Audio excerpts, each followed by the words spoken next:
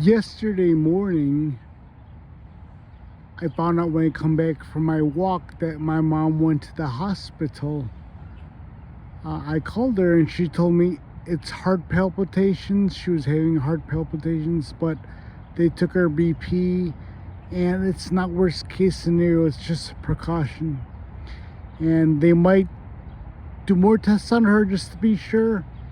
She stayed overnight. They might do 2 days just to be precautionary. But what's giving me tremendous guilt, and I'm 100% sure, positive, that I caused her to go to the hospital, because it's been over a year of stress from my stroke that broke her body down. Just a pure amount of worrying.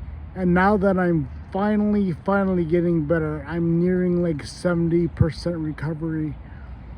She's finally relieved and her body's finally catching up with her, and it's just the raw stress, especially someone turning 80 relatively soon in a few months.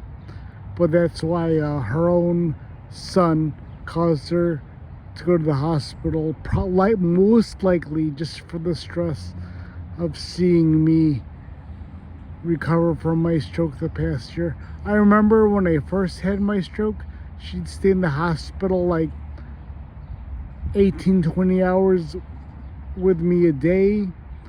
I remember like after like 3-4 days they put me in heavy medication, and I had such an adverse reaction that I was having the worst nightmares, and I was ripping off the EKGs and wires off me, and they had to call security to calm me down, and they immediately stopped the crazy medication because I was having the worst devilish nightmares that I would not wish upon someone else.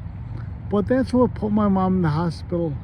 It was most likely, my gut says, I'm 99.99% sure it's the stress from worrying about her own son's health the past year.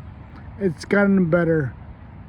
We were worried about permanent at-home health care. Moved back to the Philippines so I could have a cheaper nurse aide at my parents' age, but I recovered pretty good. Thankfully, I was a distance runner a long time ago and my health came back okay. But I still have right side paralysis. My right hand doesn't work. I still use a cane.